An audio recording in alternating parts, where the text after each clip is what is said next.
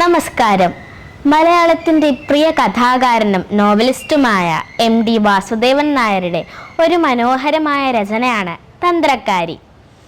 തന്ത്രങ്ങളും കുതന്ത്രങ്ങളുമായി ജീവിക്കുന്ന മാധവിയും മകൾ കാർത്തികയുമാണ് ഈ പുസ്തകത്തിലെ പ്രധാന കഥാപാത്രങ്ങൾ.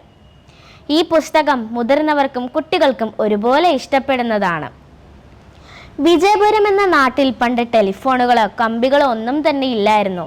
അന്ന് മറുരാജ്യങ്ങളിലേക്ക് രാജാവ് സന്ദേശം അയക്കുന്നത് പ്രാവകളുടെ കാലിൽ ഓല കെട്ടി അയച്ചാണ്. ഈ പ്രാവകളെ പരിശീലിപ്പിക്കുന്ന പരിശീലകനായിരുന്നു മാധവിയുടെ ഭർത്താവ്. മാധവിയുടെ ഭർത്താവ് മരിച്ചതിന് ശേഷം മാധവിയും മകളും അതിർത്തിയിൽ പാവപ്പെട്ടവർ താമസിക്കുന്നവരുടെ കൂടെ താമസിച്ചു തുടങ്ങി. അതിനുശേഷം രാജകൊട്ടാരത്തിൽ നിന്നും ആരും ഇവരെ കാണാൻ വന്നിട്ടില്ല. ആ സങ്കടം എങ്ങനെയെങ്കിലും അറിയിക്കണം രാജാവിനെ എന്ന് മാധവി തീരുമാനിച്ചു.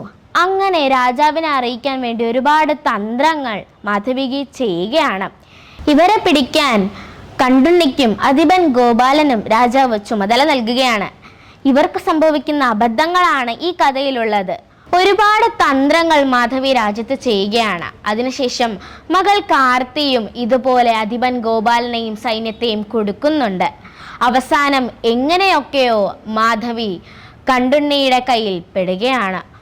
രാജാവിൻ്റെ അടുത്ത് എത്തിപ്പെടുകയാണ്. തൻ്റെ സങ്കടങ്ങൾ പറയുകയാണ്. എല്ലാവർക്കും ഈ പുസ്തകം വളരെയധികം ഇഷ്ടപ്പെടും. ലളിതമായ ഭാഷയിലാണ് ഈ പുസ്തകം രചിച്ചിരിക്കുന്നത്. എല്ലാവരും ഈ പുസ്തകം വായിക്കണം. താങ്ക്